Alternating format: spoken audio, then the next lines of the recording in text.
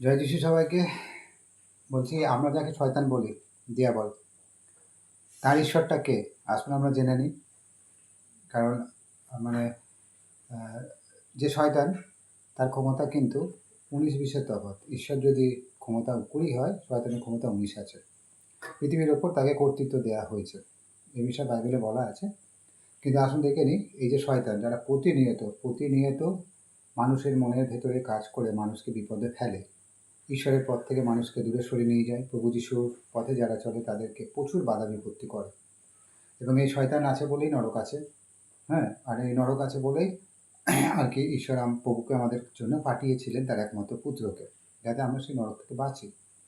তো দেখা যাক এই শয়তানের ঈশ্বরটা কে, সে বিষয়ে আমরা দেখি।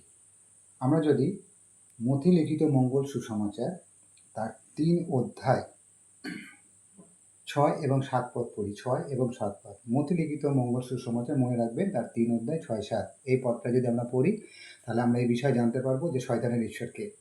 দেখে নিন, যেখানে প্রভু যিশুকে পরীক্ষা করা হচ্ছিল শয়তান দ্বারা, তিনি পরীক্ষিত হচ্ছিলেন। সেখানে কি বলছে? 6 পদে বলছে, আর তাহাকে কইল, কে কইল? শয়তান, তুমি যদি ঈশ্বরের পুত্র হও। শয়তান বলছে প্রভু যীশু খ্রিস্টকে, তুমি যদি ঈশ্বরের পুত্র হও তবে নিচে ঝাঁপ দিয়ে পড়ো। তিনি আপন, কেননা লেখা আছে, শয়তান আবার বলেও দিচ্ছে, কারণ শয়তান কিন্তু বিশাল পণ্ডিত।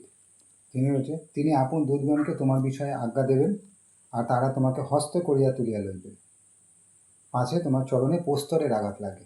এটা শয়তান প্রভু যিশুকে বলল। তখন প্রভু যিশু উত্তর কি দিল দেখো, দেখুন দেখুন তাহাকে কহিলেন, যিশু তাহাকে কহিলেন, আবার লেখা আছে, প্রভু এবার তাকে বলল, আবার লেখা আছে, তুমি আপন ঈশ্বর প্রভুর পরীক্ষা করিবে না। রাইট? তাহলে বোঝা গেল আপনাদেরকে, এটা আমি বুঝিয়ে দিলাম যে অ্যাকচুয়াল শয়তানের ঈশ্বরটা কে। ভালো করে লক্ষ্য করুন, এখানে যখন কথা হচ্ছে দুজনের মধ্যে, শয়তানের আর প্রভু যিশুর মধ্যে কথা হচ্ছে, তাহলে শয়তান কাকে পরীক্ষা করছে? প্রভু যীশু খ্রিস্টকে। শয়তানকে উত্তরকে দিচ্ছে, প্রভু যীশু খ্রিস্ট উত্তরটা দিচ্ছে। আর কি উত্তরে দিচ্ছে? যে তুমি আপন প্রভু এবং ঈশ্বরকে পরীক্ষা করবে না। তাহলে সেই মুহূর্তে শয়তানের সামনে কে দাঁড়িয়ে রয়েছে? প্রভু যীশু খ্রিস্ট। শয়তান কাকে পরীক্ষা করছে? প্রভু যীশু খ্রিস্টকে। উত্তরটা কি দিচ্ছে প্রভু যীশু? তুমি আপন ঈশ্বর এবং প্রভুর পরীক্ষা করবে না। অর্থাৎ প্রভু যীশু তাকে বলল যে আমি হলাম তোমার ঈশ্বর, আমি তোমার প্রভু, অর্থাৎ তুমি আমার পরীক্ষা করবে না। ঠিক তেমনিভাবে আমাদেরও উচিত আমরাও যেন শয়তানের মতন না চলে আর কি প্রভুর পরীক্ষা করি, ঈশ্বরের পরীক্ষা করি। আমাদের এটা উচিতই না।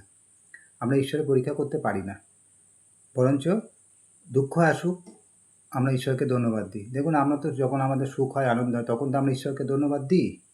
তাহলে আমাদের যখন দুঃখ হবে, কষ্ট হবে, বা আমরা সমস্যায় পড়বো, আমরা প্রার্থনা করব, কিন্তু তার জন্য আমরা ঈশ্বরকে ধন্যবাদ দেবো। এটাই প্রতিটা খ্রিস্ট বিশ্বাসীদের একান্ত কর্তব্য।